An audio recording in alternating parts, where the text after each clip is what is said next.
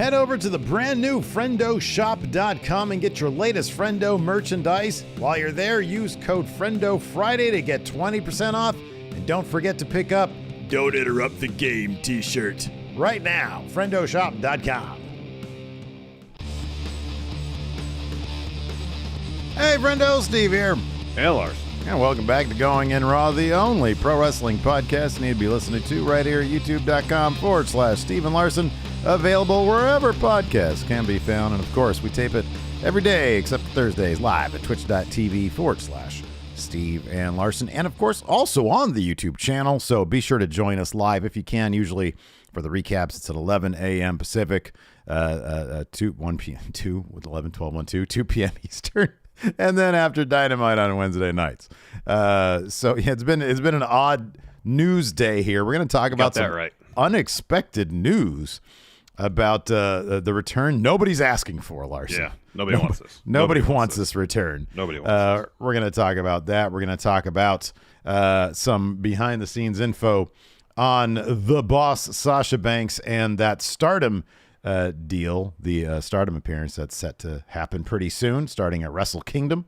Mm-hmm. And then, of course, we're also going to talk about last night's Monday Night Raw with an update on Matt Riddle and how long he's going to be gone from WWE programming. So we're going to talk about all that today on the show. And I guess we'll just go ahead and start with this, man. I woke up this morning and hopped on my little phone here in the Wall Street Journal. You know, because I look at that every day, man. The Wall Street Journal. It's great. Wall Street Journal, yes. So, of course, the Wall Street Journal broke the story of Vince McMahon's hush money pacts to silence misconduct allegations earlier this year. They're reporting today that Vince is facing new legal demands, yet still might be plotting a Succession-esque return to the WWE. So this is what they're saying. In a November 3 demand letter to Mr. McMahon's representative, a lawyer for former wrestling referee Rita Chatterton asked for an $11.75 million in damages after she publicly accused Mr. McMahon. Sorry, I should actually pause here really quick and offer what is referred to as a trigger warning. These are very serious allegations that we're going to be talking about, things like sexual assault. And if you just want to skip ahead to when we're talking about the wrestling stuff, please feel free to. Once the show actually goes up on demand, I'm going to do my damnedest to get the timestamps up as soon as possible so that you can do that. Yes. So, yeah, I meant to do that before this. So, anyways, let me go ahead and start over here. In a November 3rd demand letter to Mr. McMahon's representative, a lawyer for former wrestling referee Rita Chatterton asked for $11.75 million in damages after she publicly accused Mr. McMahon 3 decades ago of raping her in a limousine. In a separate November email to Mr. McMahon's attorney, a lawyer for a former spa manager said that Mr. McMahon assaulted his client in 2011 at a California resort, an incident previously unreported in the media. So I'm pausing here. This is not that had not been reported on yet. Yes. This is brand new allegation here. Mr.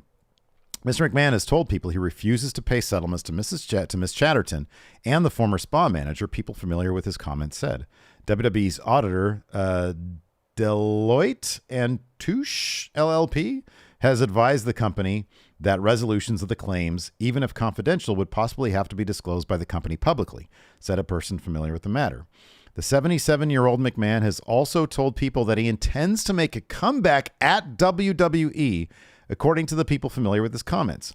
He has said that he received bad advice from people close to him to step down, and that he now believes the allegations and investigations would have blown over had he stayed, these people said. Now, Fightful Select, after that, issued a report saying that over the past couple months, they've talked to several WWE higher-ups who have no interest, none whatsoever, in Vince McMahon coming back. Now, I'm not I don't know much about the legal realm of majority shareholder protocol and stuff. I do think, from what I read before, when all the Vince stuff was happening, it seems that just because he's a majority shareholder doesn't mean that he has, carte blanche. It doesn't mean he could do whatever he wants. He couldn't just step back in. There's because the company is a publicly traded company, he has to answer to shareholders, to the board of directors, that stuff.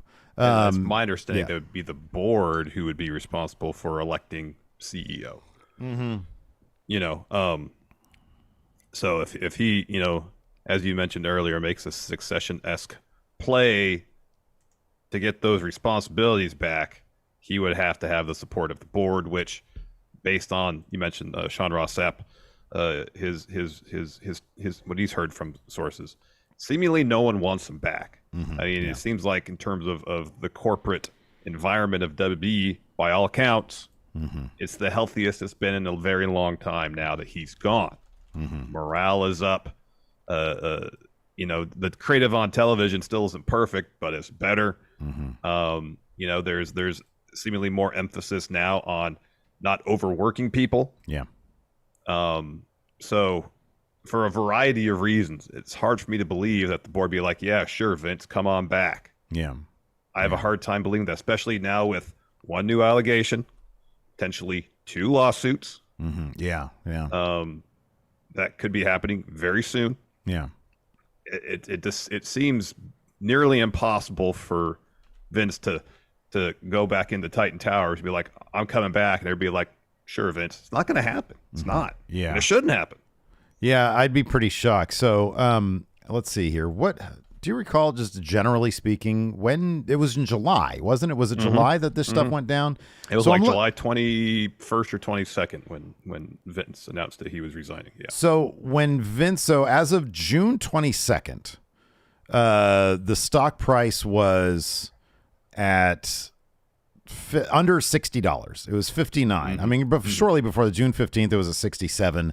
Maybe there was an earnings call. I don't know what happened. It sort of climbed back up to about $70, about $70. July 25th. Now, I don't know if that was before or after Vince McMahon left. That was after, because it was the 22nd. Oh, you said it was the 22nd? Okay, so the 20th, the 20th, the stock price was $66. It had peaked a couple days ago at $80. Yeah. It's now at around $74. So it's been up 10% over the last 6 months. That matters. You know, the fact that the stock price didn't completely tank and they don't have, you know, basically what's been alleged to be a serial rapist on their, you know, leading the company, is a good look for the company. You know, they're on the verge of getting another TV deal. And I can almost guarantee, with everything that's been predicted, it's not like live television rights have plummeted. Those are actually increasing still. They have a pretty good shot at multiplying their current TV deal. If that happens, their stock's going to go up even further. If you complicate things with the return of Vince McMahon, that's going to tank the stock more than anything else. Yeah. I don't care if you're the biggest fan of Vince McMahon, creatively speaking, which, God, why would you be if that's the case? Look, I don't think that WWE has taken like a quantum leap necessarily, creatively speaking, but they are objectively better than they were before, just by virtue of less recaps, less annoying like rematches where it was clear he didn't realize that there was already a rematch that had happened the week before. There's a clear direction now. And even taking the creative aspect of things away, no company in their right mind would want him back. No. Not at all. Not at all.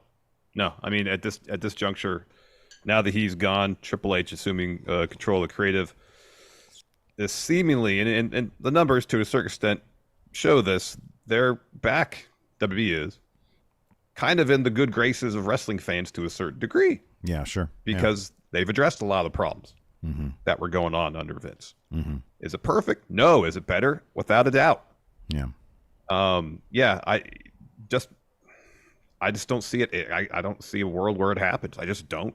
Yeah. It boggles my mind that well, I mean, it doesn't boggle my mind that Vince would think that he could make a comeback. He's an arrogant bastard. Yeah.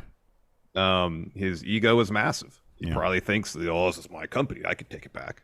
Yeah. You know, it doesn't work that way, Vince. No, not in this world. Nope. And you know, I don't know what, again, alluding to Succession, what Succession-esque tricks he would have up his sleeve to mount a comeback. And I don't know if there would be any, I mean, the allegation about the spa owner? Was it an owner of a spa or a attendant of a spa? So it was in 2011, right? It was 2011. Apparently, she told, when this happened, she told her husband, he took a baseball bat down to the venue that Raw was at, and he was obviously turned away. Yeah, he wasn't allowed entry. No, right, exactly. But yeah, I don't know. Like this is serious business, and he's living in in some sort of fantasy land if he thinks that they're just going to go ahead and let him back in. Now, I don't know. He's also a pretty savvy guy. I don't know if there's arms or levers he can pull, legally speaking, to exercise some sort of power play.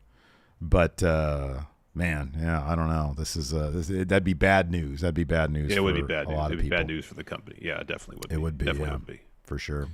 Definitely would be. Talk about good news for a company. Stardom. Sasha Banks. We got some information on the backstage details on her Stardom deal. Larson, what's going on here?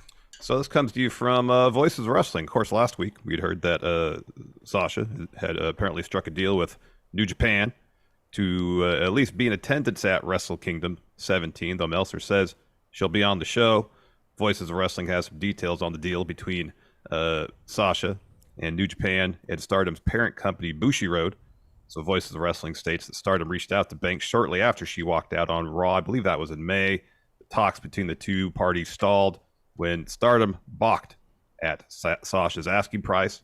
Eventually, though, Bushiroad gave Stardom the go-ahead to seek a short-term, I think the phrase used was limited appearance deal with Sasha. That would make her the highest-paid wrestler, I assume, per appearance in New Japan, to Stardom, earning more than Chris Jericho's $100,000 per appearance deal a few years back. Hell yeah. That's great. Sasha Banks coming in, being the highest Bushiroad paid performer. That's fantastic. Good for her, man. Absolutely good for her. That's fucking awesome, man. That is great. Talk about somebody who's increased their value. And you got all these Sasha haters out there. She ain't worth it. Well, she is, because that's what the market's paying for her. You got that right. Sorry about that. Yeah, man, that's great. That's great. Are we going to finally take Hugh Longheavy's advice and start checking out Stardom, man? Is it going to be the thing? We should. Yeah, I want to. Absolutely, we should. We should, absolutely. I want to. See if that happens. Yeah, that's cool, man. $100,000 per appearance. Oh boy, more than that. It's more than that. Yeah, because apparently that's Jericho. That's what Jericho got. Yeah, more than that. Good. More than the Fozzy money, man. Yeah, more than the Fozzy money. Wow. So good for. No, I agree with this. Deshaun here in chat. ACW Mark Deshaun here says.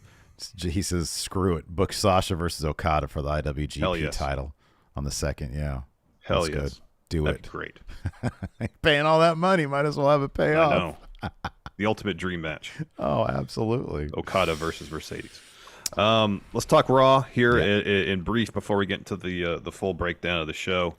I know you texted me while you were watching or whatever, saying that there were some segments that didn't exactly hit like you want them to. Maybe it's I had low expectations. Plus, thanks to Chris, I don't have to take notes for everything. I assume you're talking about the Miz Gargano stuff. For some reason that didn't bother me. Oh man, I love it. I'm glad that I'm the Larson in this situation. You are now. You are now. Hey, by the way, buddy, can I get a thank you, Steve, on that one? Because it was me who said, hey man, let's get somebody in here to take notes for you. Let's get Chris. I went out and found Chris. I made that happen, and now look at you, happier watching Raw. I thought I told you thank you already. No, I don't remember that happening. All right, fine, thank you. I can't believe you bit. Oh man, yeah. I guess the top story coming out of Raw is apparently Bob Lashley's out of a job. Yeah, right. What the heck? What the heck was Adam Pearce doing? Oh man, overreaching. This is all on Adam Pearce, because what happens is, yes, Lashley he lost his temper after his match. He threw one ref, gave another one a Judas effect. But like, if Adam Pearce comes down to try to calm things, you would think, but he gets in Lashley's face and starts antagonizing. Lashley's like, all right, fine, I'll leave. I'll walk away. He's trying to walk away, and Pearce just keeps getting in his face. So Lashley pushes him, and Adam Pearce fires him. You know what I love too on the East Coast? I watched a bunch of it on the East Coast broadcast, and I watched the rest of it on the West Coast broadcast. So I caught the very end of this, And on the East Coast broadcast, they didn't bleep Adam Pearce saying "mother." They bleep. I don't know if he loudly said "fuck her" or not. I'm not sure, but that was pretty cool. Pearce put on a hell of a performance here. It is asinine to think that they're gonna fire within the context of the story Bobby Lashley for something that a million other people have already done. But I do love that firing angles are a big deal. Bobby Lashley should be treated like he's a big deal. It's a big dramatic moment. I like that. It's a big to do. Oh, it is. And Pierce actually being the one to antagonize Lashley, because that's what he was doing, to the degree where Lashley pushed and fired him, adds complexity to something that otherwise would have been in kayfabe again, pretty cut and dry. Yeah. You know, if Pierce told Lashley, don't do that again. You don't do that to WWE officials. He does it again. All right, fired. But the situation now where Lashley was willing to walk away, and yet Adam Pearce continued to get in his face, and that leads to Lashley getting fired. Yeah, and we're all sitting here like incredulous, like, oh my God, Lashley got screwed. No, I like it. It's a big story beat, and I thought it was pretty darn good, the entire thing. And I'm not sure, Seth can now claim. Even though I don't think Seth is responsible for Adam Pearce, flipping his lid like that. But Seth can claim, look what happens when you mess with the architect or the revolutionary, you get dealt with. So it adds fuel to Seth Rollins as well, who does a masterful job of playing between heel and face. He's maintained this, this character, this arrogant piece of shit character, but the crowd loves him, so he's a good guy. And I like that, man. It's just what happens naturally when you allow these performers to add some complexity, and then you put them in storyline situations where they get to play with that complexity a little bit. And that's what you get with Bobby Lashley. He's a wrecking machine. People love him anyways. You put him in there with Seth Rollins, who's a master manipulator, but people love him anyways. And you just worry about people can cheer for who they want to cheer on. Exactly. It wasn't a great crowd last night, but, that's the point anyways. We also saw Alexa Bliss defeat Bayley, new number one contender for the Raw Women's Championship. And while Bianca Belair gets in the ring to congratulate Alexa teased the heel turn again, almost dropping Bianca with a sister Abigail. Yeah. Ooh, yeah. And then kind of snapping out of it, realize, I realize what I'm about to do is not great, so Alexa, stop. But Alexa, what you doing, man? You think you're good, but you're a piece of trash like Al Roker, man. Let's talk about this. So Matt Riddle, who was written off TV last week with a vicious attack from Solo Sikoa, and it was reported now, according to Bodyslam.net, he's going to be out 6 weeks because he failed a drug test, apparently second of the year, and he's being sent to rehab. So as always in situations like that, I think we can just sort of say, hey, Matt Riddle, hopefully you get healthy and happy. And, addiction is a hell of a thing. It's a hell of a disease. And hopefully he can get this taken care of and go on being healthy and happy. But that's kind of all you can say about that kind of thing. I mean, obviously we've talked about the creative aspect of his character and how that hasn't been all that great. That's secondary to what's important, and that's a person, trying to make sure they're all right in life, Yep, exactly. Yeah. Before we get into the bits and pieces of Raw, let's go ahead and pay some bills, Larson. What do you say? Let's do it. Let's take a quick break here, friendos. This episode of Going in Raw is brought to you by BetterHelp. So there have been times in my life where I kind of wish that life came with a user manual. Something you can kind of turn to and look for ways to do things a little bit better. Absolutely. And I know I've talked about it quite a bit here on the show, but in my 20s, I got a bit overwhelmed by life's challenges and started dealing with severe anxiety. And it got to the point where I made a decision that I needed to go to therapy. Yeah, man. Well, therapists are trained to assist you in processing challenging emotions and help you learn productive coping skills, which makes therapy the closest thing we have to what you were just talking about, a user manual to the complex machine called Larson. Or just the general you. Either way, that's correct, Steve. And while it took me quite a while to find a therapist I felt comfortable talking to, once I did, I was able to learn the tools I needed to better cope with my anxiety. As the world's largest therapy service, BetterHelp has matched 3 million people with professionally licensed and vetted therapists available 100% online. Plus, it's affordable. All you got to do is fill out a brief questionnaire to match with the therapist, and if things aren't clicking, you can easily switch to a new therapist anytime. It couldn't be simpler. No waiting rooms, no traffic, no endless searching for the right therapist. Learn more and save 10% off your first month at betterhelp.com/raw. That's BetterHelp, HELP.com/raw. Before we dive into the Raw review, what's up to the 402 people watching on YouTube? Hi. We got 63 likes right now. Let's see if we can get that to 200 by the end of the show. 200 by the end of the show. I'm not going to say it. I'm not going to offer it. I'm not going to offer it. I could see it, man. I could read you like a Marvel comic book man. Good. You see the ad for that new what was it called? National Treasure? It was the Nick Cage series. You know the Nick Cage one? Yeah, the movies, Now it's a series on Disney Plus, but no Nick Cage. Instead, they've got as like the older wise figure, Harvey Keitel. Well, that's interesting. All I think of when I think of Harvey Keitel are his more nefarious outings, like Bad Lieutenant, and of course Mean Streets is, Yes. Yeah, all that stuff. The end of Taxi Driver. Taxi Driver. What was the one he did? Scorsese and Spike Lee did that movie together. He was in that. Oh, what was that damn movie called? It was actually a pretty solid movie that didn't get a lot of good praise.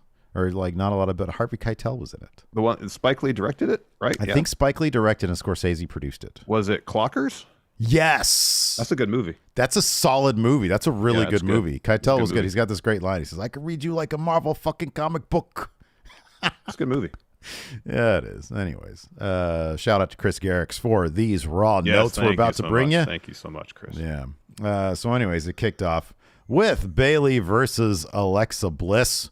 So Damage Control, of course, comes and they accompany Bayley to the ring. But before the match even started, before Alexa comes out, Becky shows up, gets a chair, and runs them off. And then Bayley's like, man, come on. And then Bianca Belair comes out. She's like, man, come on. And then Alexa comes out, or Alexa came out before Bianca. But yeah. So anyways, match happens. Bayley's kind of obsessed with Bianca sitting ringside.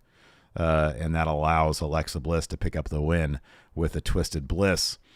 So afterwards, Bliss is celebrating, and Bianca gets in to congratulate her. And Bliss is super happy, and Bianca holds the title high. They hug, and as they hug, whoop-ah, she gets her in position for her sister Abigail. And Bianca's like, whoa! And then she stops. And she's like, oh, man, I'm sorry. I don't know what just overcame me, man. It was Uncle Howdy, man. And then all throughout the thing, there's like the Wyatt logo flashes, and then Yeah. No Sister Abigail was actually hit though. No, she didn't actually hit it, but that's just a matter of time. So, do we know when is this match gonna happen? No. All right. Well, it's either gonna be next week or the week after, or something like that. Well, they could wait for the Rumble. It's about a month. Man, to that's change. like a month though. That's like 6 weeks away, man. That's forever from now. They could. They can have a bunch of matches where they tag together. Can they coexist? You looking for Vince to come back? Is that what you want? I mean, that's a wrestling trope. Yeah, just as old as the industry itself. 6 weeks of Or tag. at least for the past 10 years. Can they coexist? Can I coexist with WWE again? Ugh. God damn it, pal. Anyways, after that, earlier in the day, Byron interviewed Alpha Academy, talking about the Kurt Angle bit. Said they wanted to spoil Kurt's celebration and got utterly embarrassed. I guess Michael Cole kind of provided some puns there, and Gable says that isn't very punny. Get it? Yeah, it's terrible. It's like Vince. Kurt Vince Angle is already back, apparently. Yeah, Kurt Angle is a dinosaur. He doesn't belong in the ring. He doused us in 2%. Notice been washing milk out of his beard all weekend, and then the OC walk up, and they're on the phone with Carl Anderson. They're on FaceTime or something. And they're laughing. Apparently, that segment on SmackDown went over huge all across the world. So Gable says to AJ, all anyone talks about is how good AJ used to be. If you step in the ring with Master Gable, I'll give you some lessons. And AJ says, well, you're embarrassed on Friday. Why not again tonight? He says, change it to your gear, and the gear that doesn't smell like cottage cheese or Otis's beard. So they walk off, and they're laughing. And Gable turns to Otis, and he's real close, and you can smell his beard. Like, oh, that smells awful. That's nasty. Yeah, so that sets up a match with AJ and Gable. That's going to be good stuff later on. Then we had a highlight video showcasing Austin Theory and him winning the title. Did we have any Austin Theory last night? He was watching the main event backstage. Okay. We had Dolph talking about him. I remember that. Yeah. So then we had that match. We had AJ Styles versus Chad Gable. Of course, these guys are great. Lots of good stuff here. AJ ends up getting the win here with a Styles clash, really clever way. He tried to do the it's not the jackknife pin, is it the jackknife pin? Jackknife cover. Yeah, jackknife cover. He only got 2, but he just flips back over and then lifts him right back up into a Styles clash position, hits that, and he gets the win there. Another loss here for the Alpha Academy. Yep.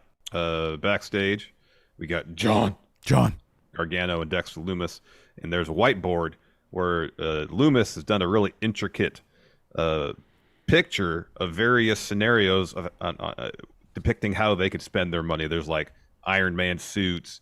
They cloning Johnny and Candice's dog. There's a bit in the upper left corner with the moon that just says "to the moon," so maybe Cameron Grimes get involved in some juncture. I kind of feel like that ain't a maybe. It's we just talked about yesterday how Cameron Grimes is probably scheduled for a call. Yeah. Oh, one thing we didn't talk about: Kylie Ray had a WWE main event match. Yeah, a match for main event. So it seems like I don't know. She's probably going to be bypassing NXT. I mean, you got to figure, man, she's a terrific wrestler. She's polished. She's probably ready to go. Maybe this is just, hey, this is how we do on main roster. This is how, this is how we do TV production here. Yeah, I mean, maybe it's a situation where it's either, they're going to debut her on main, or they just want to see, as they say with other potential NXT call-ups, how they connect with the main roster audience. Maybe it's the same kind of situation for her. Well, yeah, I'm assuming she passed the tryout with, in flying colors and all that stuff, Sure, she did that fine. So if it's a situation where she goes up to main on a main event match, really connects with the audience, we're like, fine, send her right up to main. Don't know. According to Nikyle and Dang MQ, they're using Brianna Ray, Brianna Ray. That's right. Saw that as well. So we're back to John and Loomis. And Candice says, well, what are you doing? And they say, well, we're figuring out what to do with all this money. So at first, Candice walks off because she's like, I got a match to deal with. And she comes back and says, I know why you're having a hard time. To John, we have everything we need. It's the holiday season. It's time for giving. So then she walks off again. And John says, I have an idea. Grab the cash and come with me. And so Dexter follows. They walk off. Yup, to the moon. So then we had the Judgment Day versus the Street Profits and Akira Tozawa. And they did like they did a backstage interview here. Yeah. Where the Profits, they're asked, why do they help Tozawa? And they're like, because it's our buddy. And then Tozawa says, we want the smoke. Profits are like, Judgment Day thinks they run Raw, but nope, we run Raw. And then Tozawa chugs the cup, slams it on his head, and they all just start screaming, and then they go out there and they lose the match. Yeah, they do. It was a cool finish, though. It was like a distraction, and then Priest from the other side of the ropes, like on the apron, gave his razor's edge thing to Tozawa, and then Dom just made the cover because the ref was Finn and Rhea were distracting the ref. Yeah, right, exactly. Yeah, so that was good stuff. There's a lot of good wrestling on Raw, and every match, I think, just about every match had a ton of time. Yeah, no, I appreciate that. That's one thing we definitely get with Raw. I think there was a stat, from Fightful last week or 2 weeks ago, it was like 76 solid minutes of wrestling. Yeah. On a program where, you're getting, 2.5 hours or so of... You'll get 2 hours and 15 minutes roughly. Yeah, right. Of actual programming. Yeah. That's, having an hour and 10 minutes of that be actual wrestling. Mm-hmm. I remember there was like some weeks during the Vince era, it was like, oh, we got 13 minutes of actual wrestling. Yeah, like episode of SmackDown, they had 13 minutes of wrestling in it, I think. It's horrible. Yeah. Yeah, man, just let these people wrestle. I know. Like every match. If for no other reason than it takes time.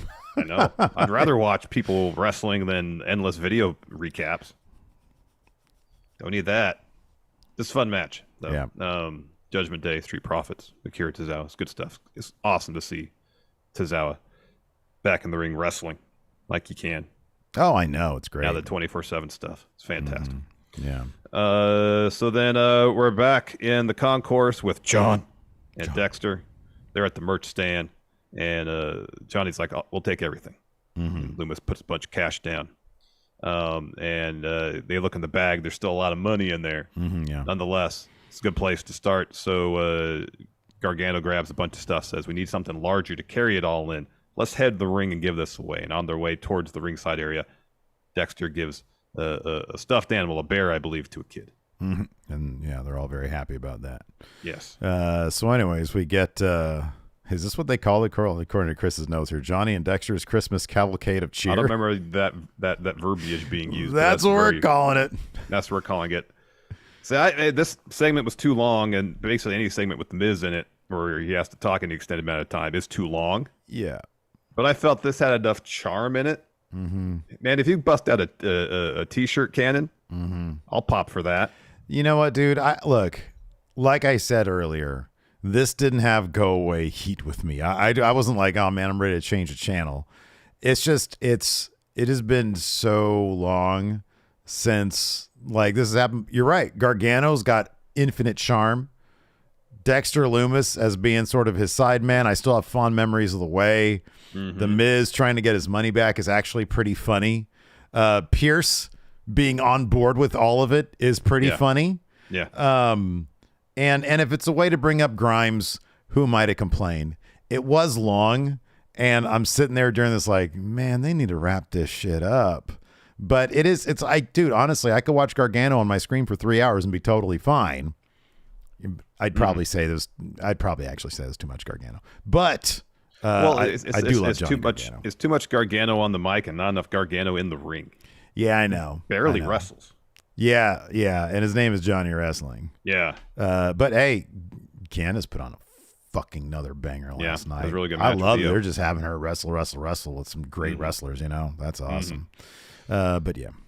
So they come out to the ringside area. They got a wagon that they borrowed from Quill. Yeah. It's Gargano's son. And they just start handing out merch to people, throwing it to the crowd. Eventually, they make their way to the commentary booth. That's when Gargano gets the T-shirt cannon, shoots one to the crowd. Yeah, right. And while he's about to get down, somebody comes from behind and pushes Dexter into hooded Gargano's figure. Tumbles off the announce table. It's Miz. Yeah, right. He's taking the money back from Loomis. And so he's running up the ramp, and Pierce stops him. Says, what the hell are you doing? You're going back and giving him back that money. And Gargano says, come back to the ring, Mike. So Miz comes to the ring. He hands it over slowly and then grabs it back. And he gets the mic and says, let me make this clear. This is my money. And Loomis starts to walk away a little bit. And Gargano says, oh, he's going to get the axe. And Pierce says, we're not having an axe here. No chaos. Mike, sorry, Miz, give him the money. And so Miz says, well, what do I have to do to keep it? I'm desperate. I will even earn it back with a rematch. And then Johnny leans into Loomis, and they start whispering, and Loomis gives a thumbs up. And so Gargano says, okay, Mike. Crowd starts chanting, Mike. Well, yeah, because Miz protests. He's like, my name is Miz. I'm the Miz. My name's the Miz, yeah. Yeah. So then Gargano pitches the idea to Mike. Says, if Adam Pearce is okay with this, we're willing to give you a rematch next week, but really, let's raise the stakes. And he looks up. And he says, it's going to be a ladder match. And whoever retrieves both bags wins. So the Miz agrees, and then he kind of puts it all together and says, wait, both bags? And Gargano says, yeah, if Dexter is putting his in the line, then you have to as well. And Miz says, I can't. I have no cash. Yeah. And Gargano's like, we all know how much you have. And Miz says, no, I'm rich. There's money in the accounts, but my wife controls all of that. And Gargano starts laughing at him. And Miz says, oh, come on. Candace does for you, too. And Johnny says, yeah, you're right. Good point. Good point. Solid point. I mean, look, man, in character, who would you want controlling the finances? Miz or Maurice? Come on. It's a no-brainer. Maurice, 1,000%, yeah. It's a no-brainer. So, yeah, that was kind of funny. So, anyways, the crowd is chanting tiny balls because Miz says, I have an allowance and Maurice gives it to me. Yeah.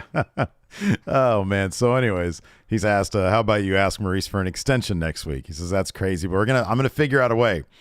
He says, one more thing. If you want a rematch, you're going to have to help us give this merch away dressed like Santa's little elf. And then Pierce is like, yeah, I think that sounds great. And then he walks off. It is official. It is official. And they grab the money. Miz slowly and it starts chucking shirts right at. He starts throwing them at people. Yeah. Yeah. It wasn't bad. It was just long, and this whole thing has been going on for Forever, far too long. I mean, the whole build with Miz and Loomis in the first place took forever. Yeah. But and like you said, I'd love to see Johnny Gargano do some wrestling, but god damn it, he's really good at the sports entertainment. You know, like he doesn't. Yeah, this isn't like Miz TV of old when it's just like, oh my god, this is mind-numbing. Yeah. Then we get a Seth Rollins video package, and then we get Io Sky versus Candice LeRae. As you mentioned, this match was fantastic. Oh boy, this is good stuff here. Yeah, it was good stuff. Io gets the win, clean. Yeah, clean. There was no no outside interference, nothing. Was Dakota out there? She was out there, right? No, she wasn't even out there. No. Oh boy. So the finish saw Io hit a palm strike, German suplex, got a 2 count. Io then heads up top. Candice kind of yanks her off the top rope. They're both back up on the top, and Candice is looking for her finish. Io sends her off the top rope, but hits the moonsault to get the win. And then after that, they make the announcement. Commentary does that Riddle is going to be out for 6 weeks. We talked about why that is. Yeah, this next part was great, man. It was Kathy Kelly and Kevin Owens interview. She asks about his reaction to the Riddle attack, and that's right. Angelic Wolf and Pontus here says in chat that Bailey was and Dakota were out there. Bailey was supposed to be on commentary, but the mic wasn't working. That's right. Yeah, they had this whole thing about they were trying to hook up her mic, and it just wasn't working. Yeah. So, anyways, Kevin Owens says, Solo is a very dangerous man, and then Elias walks up. He says, "Hey, can I talk to you, man? I have a big match with Solo coming up. Bloodline's going to be out there. Can I count on you, Kevin Owens, to be in my corner? Because I know that you have no love for the Bloodline too." Kevin Owens is shocked. Wait, what? You want me to be in your corner? Do you think I forgot about what you did to me this year? The months and months and months of mental anguish? You think I forgot?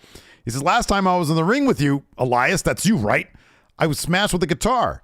He says, "Not the one that you have here, the old one. That's no longer because it smashed over my head." He says, "Why would I have your back?"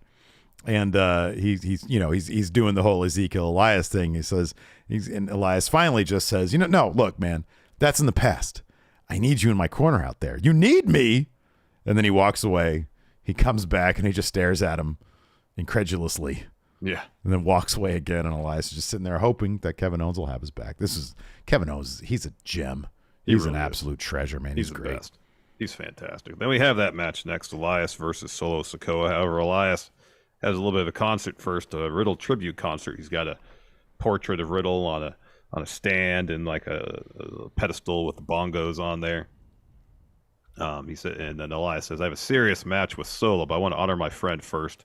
He had a childlike wonder, just not for myself and Zeke, and he had an unmatched love of music, especially mine. I believe Riddle knew a universal truth when y'all know WWE stands for Walk with Elias." And he says, "What you may not know, but it was Riddle's dream to perform in the ring with me. So I thought I would do something special.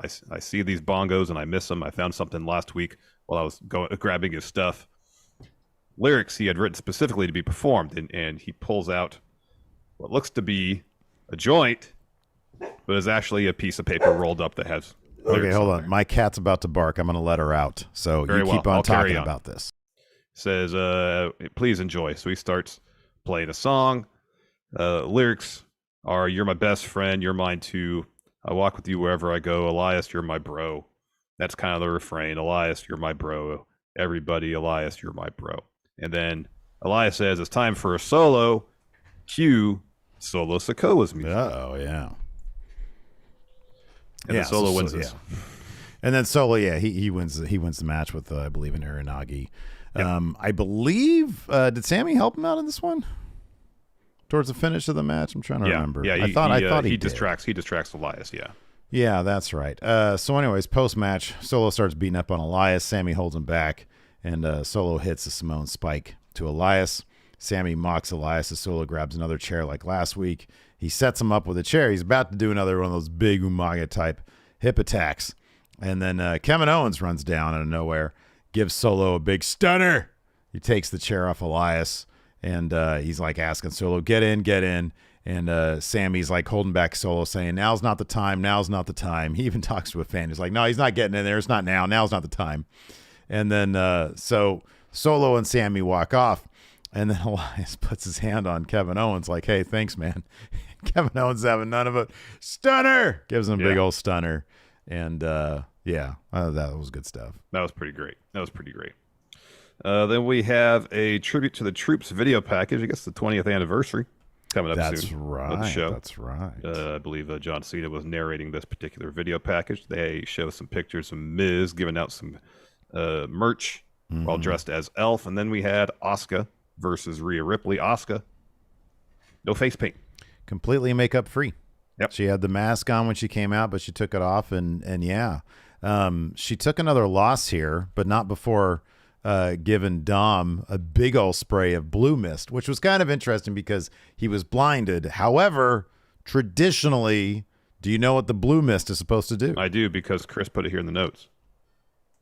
What did Chris say? It says blue mist is supposed to put them to sleep. That's right. Yeah. So, but it didn't put him to sleep. It blinded him. But that distraction was enough for Rhea to hit Riptide.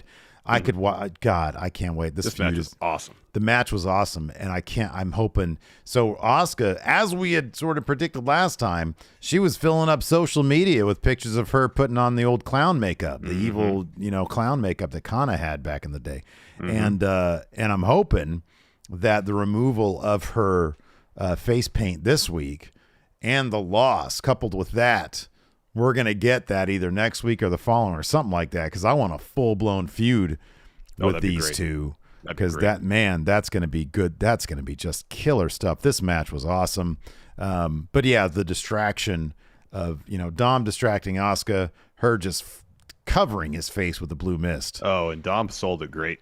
He sold it great. Yeah, they were going up the ramp. He's like, I can't see. And Rhea was like, please, somebody get some water. Well, even before that, or after it happens, as he falls to the floor off the apron, when Rhea's hitting Riptide, you can hear him screaming, Mommy! Yeah. Yeah, so anyways, after that, we're backstage, and Dom is in a medical room, and Judgment Day comes in to help, and, Finn's like, oh, what's with this doctor? He's not helping you. They're trying to give him eye drops, and Finn's trying to give him some wet naps. And then Finn's calling the doctor an idiot. And then Priest is like, it could be worse, Dom. Something else could be burning. And Rhea says, Priest! And shoves him aside. They are so great together. I freaking love the Judgment Day. They're so damn good. They really are. Yeah. This was so much fun. Then we get a Dolph promo.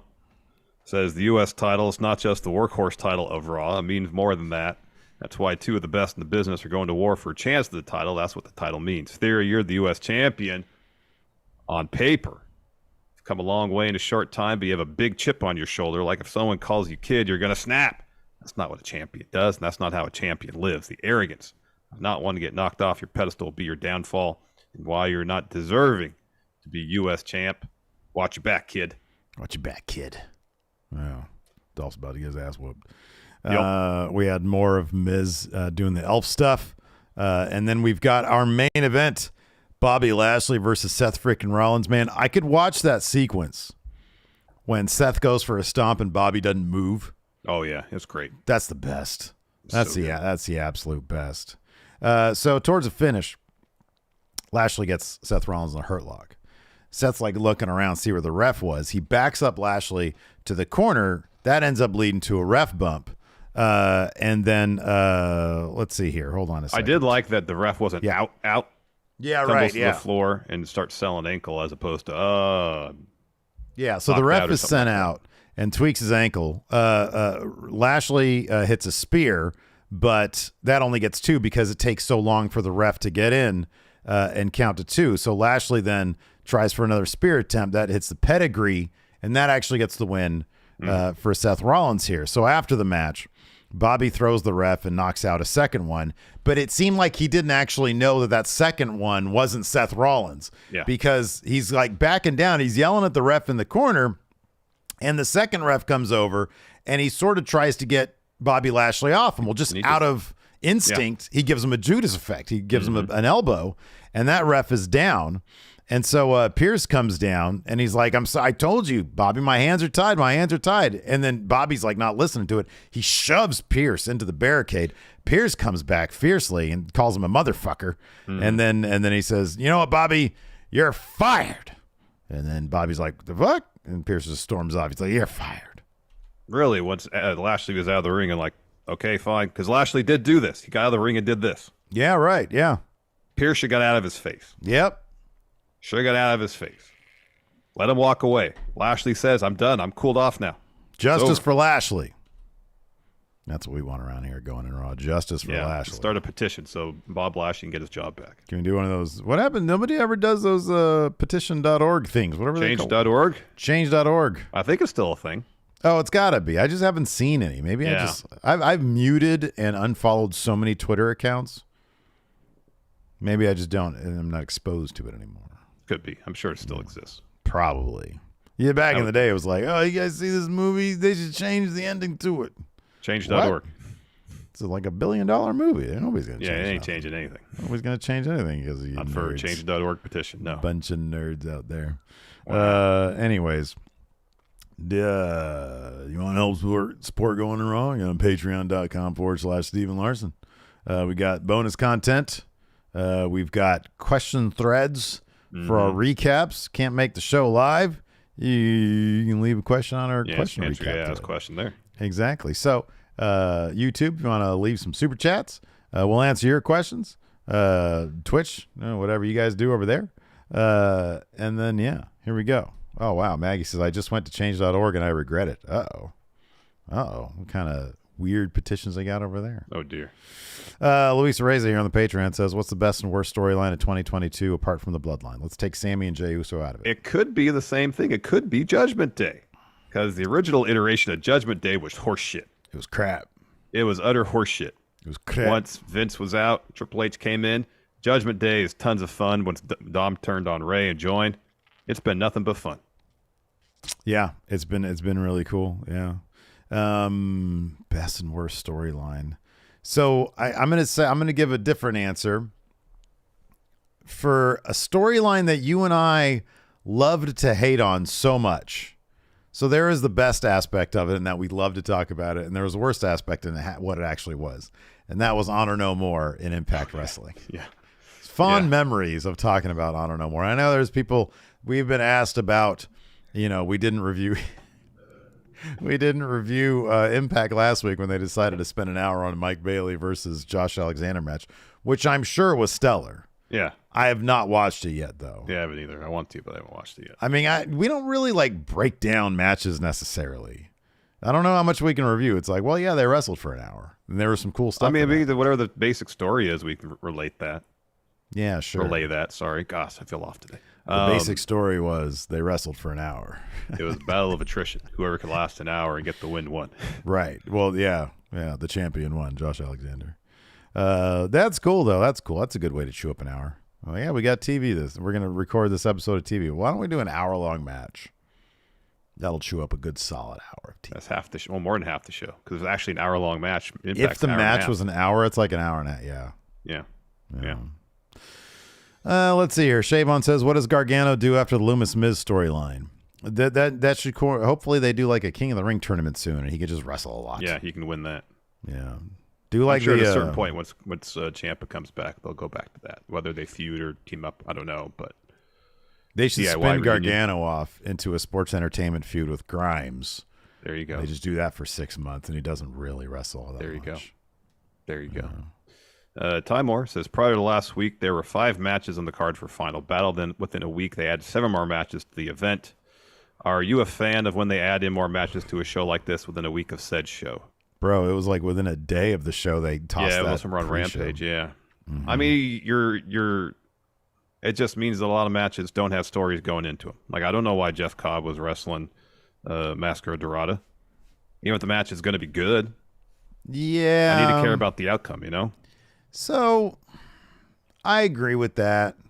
There's the business aspect of things where it's like, oh, it's cool. Mascara Dorada and Jeff Cobb got to wrestle in front of people. And I'm not saying even without a story I won't enjoy the match, but if you really want me to connect with it, Give me something. We all sort of collectively, when I sent that to you and the Enforcer, I think we all sort of collectively scoffed a bit. You know, it's like, what? Why he just doubled up this card if you count the pre-show. Mm-hmm. But, you know, it is what it is. I'm not a fan of that. I think you should be adding stories to stuff. But then apparently Tony Khan really likes just random ass matches. That's what he said. He's like, Nitro was at its best when it had just random ass matches. Well, I mean, I feel like on TV you can kind of get away with that a bit more because you can have a random ass match and in a macro sense still tell a story about one, if not both participants in the match. Mm-hmm, yeah. You know, but if you have people who aren't even wrestling in your company, yeah, right, regularly show up for a random ass match, even though it could be really good. Mm-hmm. Again, for me to really get into it, I need something. Yeah, right. Even just a little something. Yeah. Story-wise. Practically speaking, the two matches that off the top of my head that I can think of, like Top Flight versus the Kingdom. I don't know. The Kingdom's part of I don't know more, so I'm cool with them. Then you got Jeff Cobb versus Mascara Dorada. I'm cool with that because, goddamn, they're both phenomenal. Yeah, they're great. They're fantastic. Willow Nightingale. I'll watch anything Willow Nightingale. Yeah. She's terrific. So I don't know. I can't really talk too much shit, but I feel you. I know what you're talking about. I mean, the case of Willow is obviously that within the AEW Ring of Honor family of wrestling promotions, she's on the ascent. She's on the come up. Yeah, man, absolutely. So that's, you know, if part of her story is going on a winning streak, then her winning her match is part of her story. Mm-hmm. Even though the match has no real backstory to it. Yeah. But her winning is still part of her larger story. Right. So the larger story of Mascara Dorada is he's about to get thrown around by Jeff Cobb. I'm down for that shit. Story of Samoa Joe is he gets 95% of the offense on in the match. Yeah, that's a story I get behind for the most part. And if that dude's Juice Robinson who's getting thrown around, I'm about that shit. Oh, man. So, yeah, I feel you, though. Ideally, you want some stories going into a match. Yeah. But, you know, if you're going to toss some cool matches out there, sure, why not? Who cares? Yeah, I'm not going to make a huge deal of it, but if you really want me to care, give me a little bit of story. Yeah, man. Need something. Film just a quick thing. Just a quick thing, you know? Mascara Dorada. He's at the Home Depot, and he sees a dude in like a red polo. No, an orange polo. It's got to be orange if they're working. Sorry, my bad. An orange polo. He's like, you know, excuse me, sir. Do you know where the hammers are? Because that's all the rage now in AEW, hammers. Yeah. And the dude turns around, and it's just Jeff Cobb in an orange polo. I don't work here. I look like I work here. I'm Jeff fucking Cobb. United Empire, bitch. And he's looking at Mascara Dorada. I was like, aren't I wrestling you? What do you want this hammer for? Yeah, right, exactly. There's a story. You filmed this in 30 seconds. That's all you need. United Empire, bitch. Blake Whitehouse. Oh, sorry. Alex Foster. We'll get to Blake's question next. What would you guys do to get Adam Pearce to swear at you on camera in front of an audience? Apparently, all I gotta do is to walk away like I'm calm. Yeah, a little bit of pacifism. Pacifism. I think you got it right the first time. Being a pacifist. There you go. Whatever the ism of that is, that's what I'd do. And then he'd go, "You motherfucker." Wow. Let's see here. Blake here says, with Bobby Lashley being 46, when should he have a retirement match and who should it be against? Oh, he seems like he's got plenty left. Man, yeah, we're gonna have to wait another 20 years for that one. He's gonna be putting fools in hurt locks till the end of time. Yeah. But let's say Bobby was like, "I'm tired of this shit. I want out." Let's say he wants out by 50. So I'm gonna be 4 in a years new Expendables movie or something. Yeah. His retirement match, not Amos. Okay. Well, let me ask this: do you think it should be a retirement match that he wins or loses?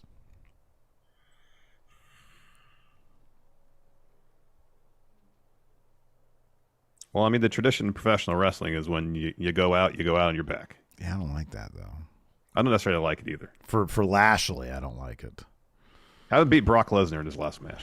Okay, that's cool. They don't cross paths again, except Lashley eliminated him at the Rumble. Mm-hmm. And they don't cross paths again until 4 years down the line, and then Lashley can beat him. This is kind of cool. Moppy says Damon Kemp. Brutus Creed. Julius, which is the Julius is supposed to be the one who goes far. Yeah.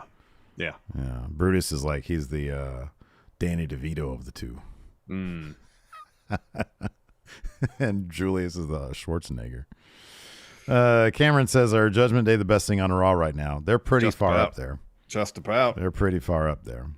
I mean, Seth's still there.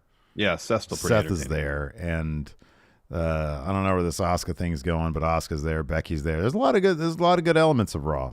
Yeah. The chemistry between all the members of Judgment Day is off the charts, and that's what's really selling it. Mikhail says, "Is Dom Mysterio a contender for Most Improved Wrestler of 2022?"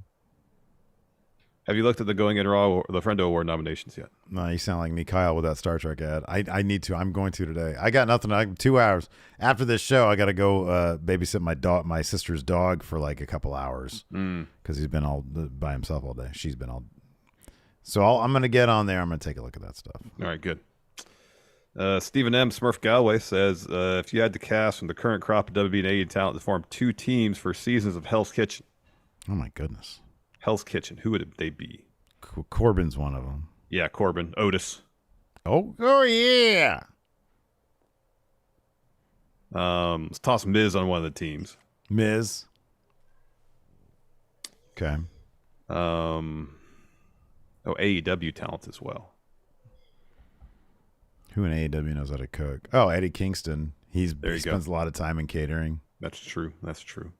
Look at this Reese's pie I made. Look at this Reese's pie. Eat the pie. Eat the fucking pie, Gordon. Come on, Gordon. Maggie here in chat says, do you think there is a clear path for Bayley's story right now? If you had to bet yay or nay, where would it lean? Where would you lean? Sorry, it can't see a direction for the L she's taking. A clear direction. I guess, well, I would interpret clear direction as, do they know what she's going to do for WrestleMania? Mm-hmm. I mean, it's obviously the next feud for her is to be against Becky, but I don't necessarily see that as a feud she's coming out the winning end on. I would say that, I think there's probably, I don't know about like a crystal clear, this is her path to, for example, getting another title. Mm-hmm. But I think it's probably, Triple H always talks about you got to book for the short term, the long term, and the medium term, right? All terms, yeah. All terms. I think he's probably got a pretty solid. I mean, dude, she's basically like one of the major anchors of the women's division. And so she might be taking a lot of L's right now, but I kind of feel like that's for a reason. And I think, if the idea is, okay, they're going to, at some point, if she's going to be taking on Becky, she needs to be a threat. And I think maybe taking this loss to Alexa Bliss is going to be one way to turn the corner for her. Mm-hmm. Because she could be now done with Bianca. She could focus exclusively on Becky, who she could argue led to her losing to Alexa. So, I mean, I don't know. I feel like there is a solid story in mind. But clearly, she wrestles Becky at WrestleMania. That's going to be a loss right there. Yeah. But, she'll get up on Becky in the meantime. That's my guess. Yeah. Dennis here in the YouTube chat asks, who really makes Judgment Day? Is it Dom or is it Rhea? Because it surely ain't Priest. Oh, I think Priest is great. I think they're all vital components. It's the chemistry between all of them that really makes it. It is. They all bring something different to the table, and the chemistry between them is just outrageously good. Rhea's really the MVP, though, for me. Oh, yeah, clearly. My goodness gracious. David Matushek, since The Miz dressed like an elf, what other traditional Christmas characters should he dress as part of annual humiliation? Bad Santa. The pink bunny suit from the end of Christmas Story. Billy Bob Thornton. Wore. Billy Bob Thornton and Bad Santa. All right. Boy, that's a funny movie. Oh, boy, that's a funny-ass movie. Other traditional. Does he have to dress like the Grinch? Oh, yeah. You're a mean one, Mr. Grinch. That's pretty good. That's pretty good. Oh, there's my cat. Anyways, I think that's going to do it for us today. All right. We got to 157 likes on YouTube. Hey, everybody, smash that like button. And then if you're listening to us in the audio realm, leave us a rating, review, or a comment. That really helps the show. Thanks for tuning in. We appreciate it. Mr. Grinch. Till next time, everybody. We'll talk to you later. Goodbye. Now I gotta hit the end stream. Whoop-ha.